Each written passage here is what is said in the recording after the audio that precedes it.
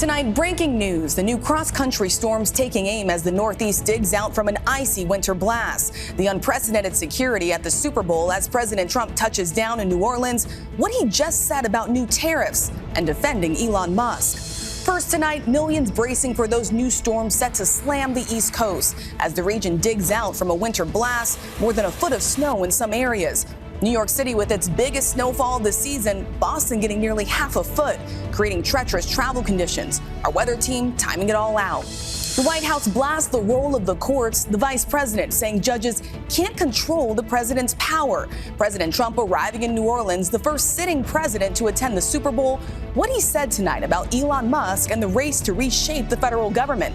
Plus the news just coming in, what the president just said about new tariffs. Selena Wang standing by at the White House. The unprecedented security operation underway in New Orleans right now for Super Bowl 59. With the president in attendance, law enforcement on the ground and in the skies. And it comes just weeks after a deadly terror attack. Our team in New Orleans tonight. The new images just coming in, thieves targeting egg shipments with prices soaring to record highs. The shortages across the country amid new concerns about the spread of bird flu. The search for answers in the deadly plane crash in Alaska. Tonight, we're hearing from relatives and friends of some of the 10 people killed.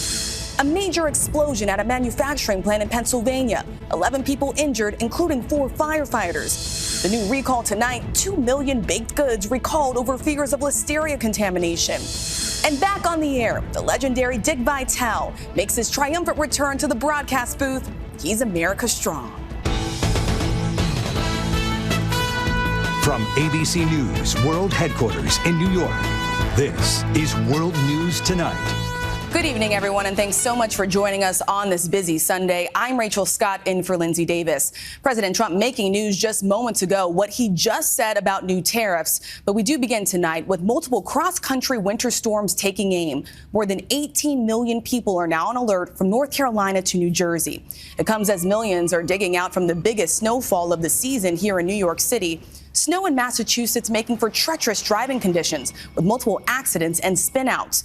More than 8 inches falling in some parts of that state.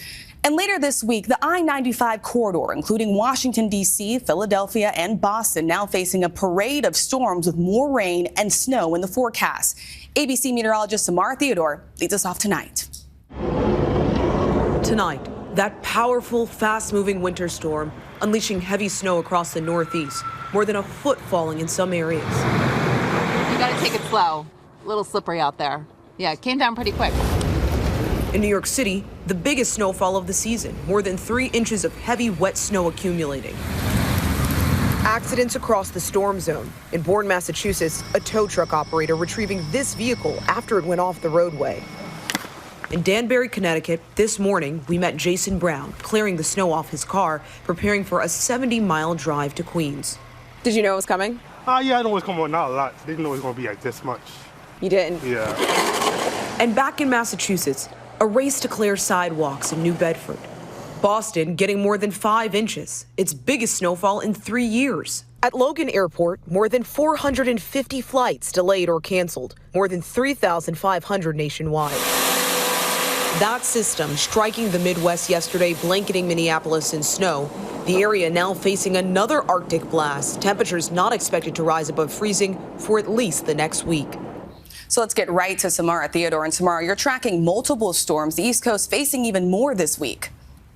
That's correct, Rachel. Right now, in fact, they've already issued a winter storm watch for places like Washington, D.C., into the Delmarva Peninsula, southern New Jersey, much of West Virginia, and as far south as Roanoke. This is for Tuesday night into Wednesday morning. Now, the storm that will bring this wintry weather to the mid-Atlantic actually originates Monday in Texas, bringing heavy rain to the southeast. By Wednesday at 4 a.m., we could see up to 6 inches of snow in Washington, D.C., and this system could brush New York City. New York City and New England, though, will certainly get hit by the second storm moving in on Thursday.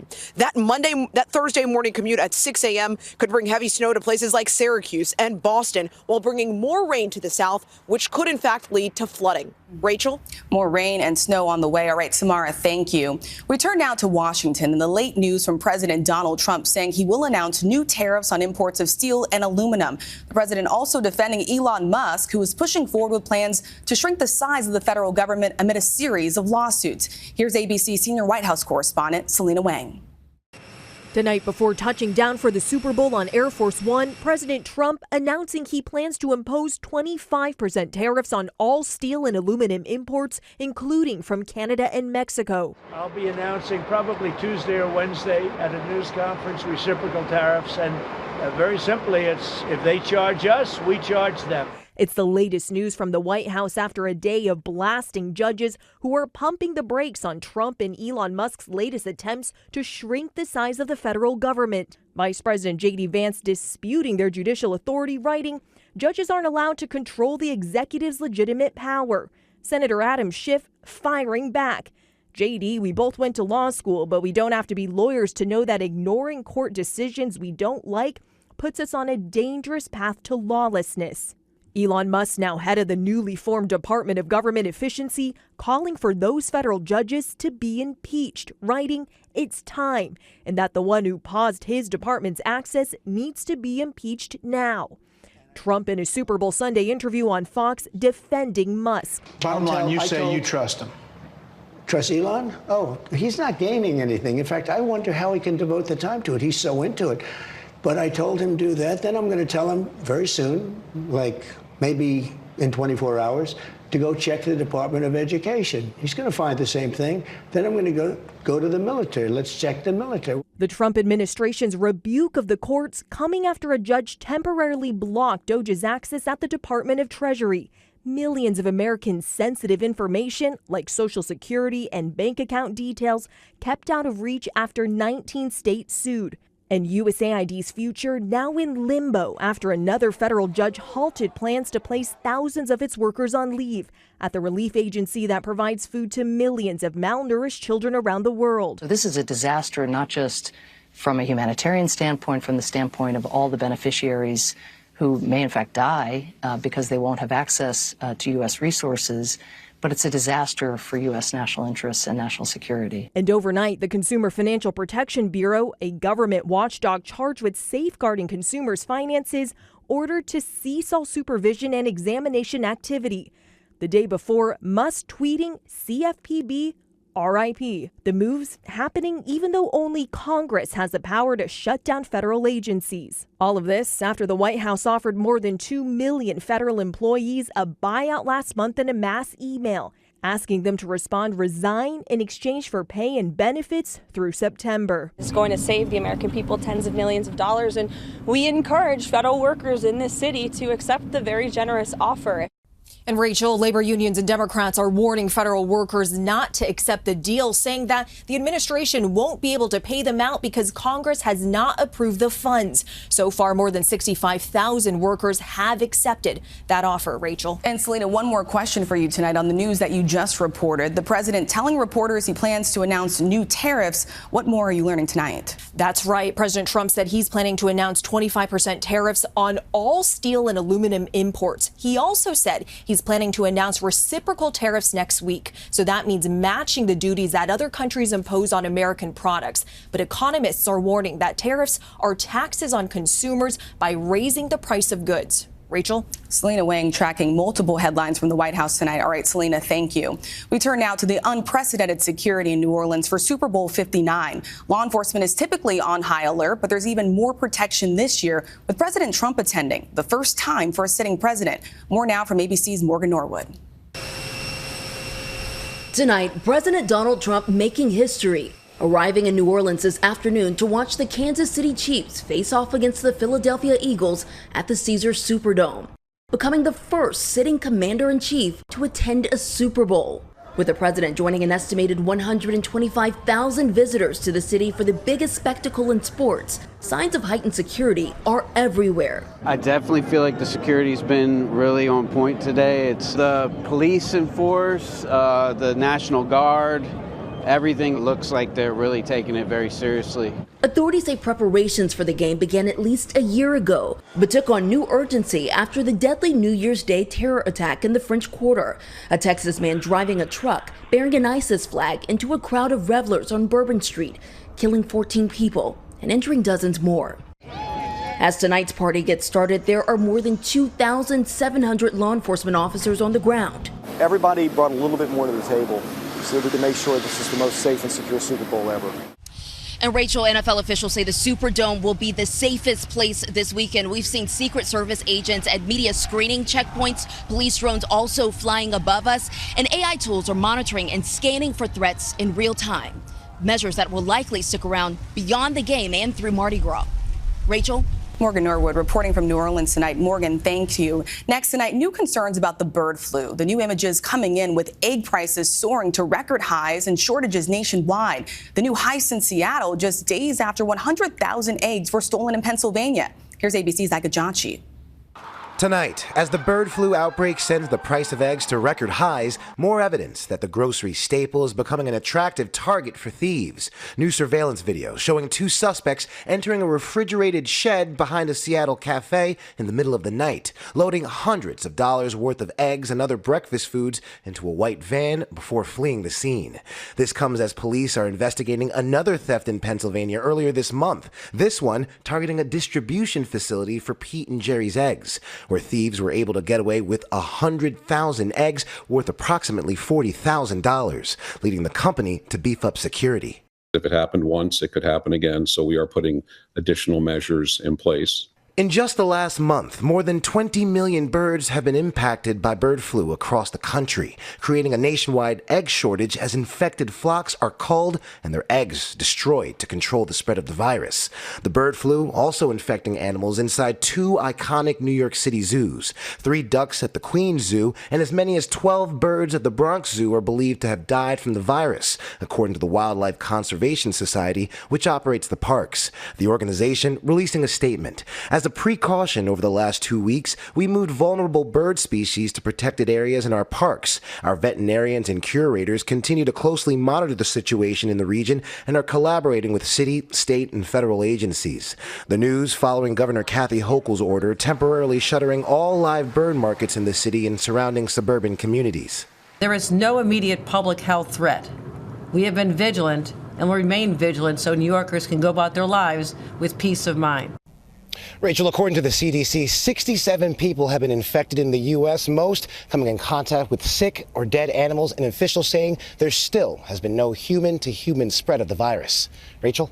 All right, Ike, thank you. Next tonight, the air tragedy in Alaska. The bodies of 10 people killed, now recovered and identified. Family and friends speaking out about their loved ones as investigators try to figure out what exactly happened. Here's ABC's Jacqueline Lee.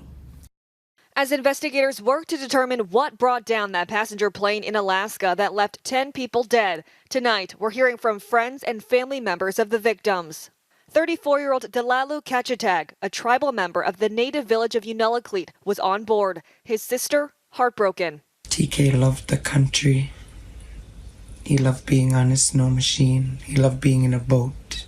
Troopers identifying all 10 victims this weekend. Among them, 52-year-old Leanne Ryan, a retired teacher who worked for the Alaska State Mentor Project. Nome Public Schools honoring her on Facebook, writing, "She had such a cheerful and bubbly personality and dedicated her post-retirement life to growing new teachers and encouraging them through those first incredibly tough years. She will be sorely missed." The Coast Guard locating the wreckage of that Bering Air single-engine plane on ice in the Bering Sea Friday, 34 miles southeast of its intended destination in Nome. Authorities say it vanished off radar about 40 minutes into the flight in bad weather. The NTSB knows that villages like Nome and Alaska Aviation are tight-knit communities, so this tragedy affects so many. Rachel, this is now the third major aviation incident in a week that the NTSB is investigating. Officials there emphasize it is safe to fly. Rachel. Heartbreaking for those families. Jacqueline, thank you.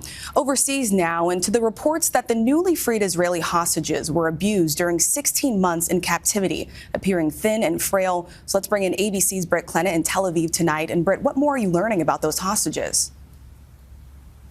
Rachel, those families of the 3 hostages released this weekend now describing how the men endured horrific conditions.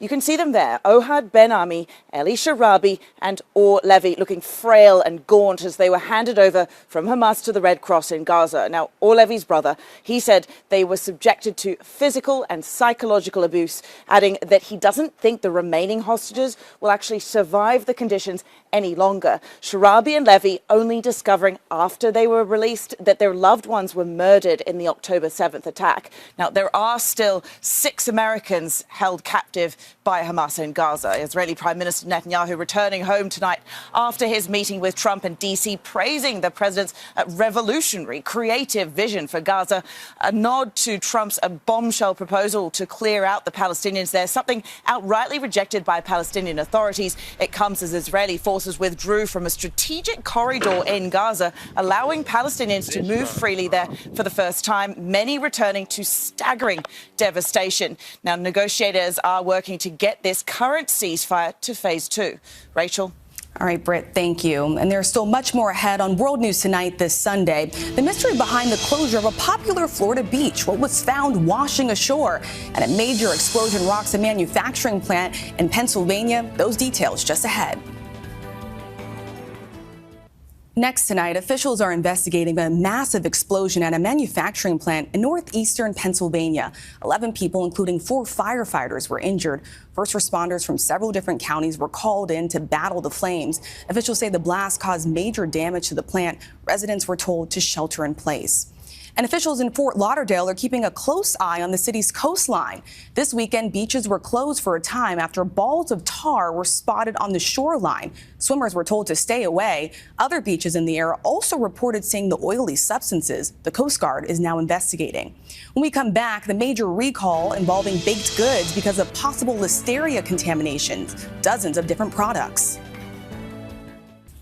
To the index now, a major consumer recall tonight involving 60 varieties of baked goods because of concerns over listeria contamination. About 2 million products, some were sold at Dunkin' Donuts, all were made before December 13th. There is a full list on the FDA's website. Tonight, special honors for the crew killed in that deadly crash between a commuter jet and a helicopter in Washington, D.C. All 4 crew on board given the airline's President's Award. And in Kansas, farmers paying tribute to one of their own. They lined a country road with heavy equipment in memory of Bob and Lori Chirac, husband and wife farmers who died. Businesses also closed briefly on the day of their funerals. When we come back, a sportscasting legend and his remarkable return. And finally tonight, the legendary sportscaster who is no stranger to adversity or to defying the odds. This is awesome, baby! It was a standing ovation for one of the greatest in sports broadcasting. Legendary college basketball sportscaster Dick Vitale back on the basketball court and back behind the mic for the first time after battling 4 different cancers, including vocal cord cancer. For over 4 decades, his passion, energy, and unmistakable voice have defined the game we love. He's back where he belongs and inspiring us all. Welcome back to college basketball, the one and only Dick Vitale. After 5 major surgeries, 65 radiation treatments, and 6 months of chemotherapy, he was finally declared cancer-free. Last night, the 85-year-old, who has called over 1,000 games in his 45-year career, announcing a game for the first time in 2 years. And what an emotional moment it was. With everything you've gone through, it's incredible you're back. I just want to say thank you to all the people. I mean, the reception here has been really off the charts. I'm sorry for being so emotional, but I can't tell you how excited I am to be here.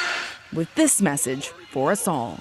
This is like my Super Bowl, to be able to sit there courtside and do a game.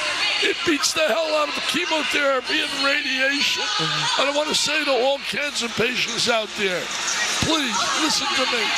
Think positive and have faith and keep fighting and fighting and fighting. What a special moment that was. Thank you for watching. I'm Rachel Scott. Good night. David Muir, ABC's World News Tonight, the most watched newscast in America, and honored with the Emmy Award, winner for Outstanding Live News Program.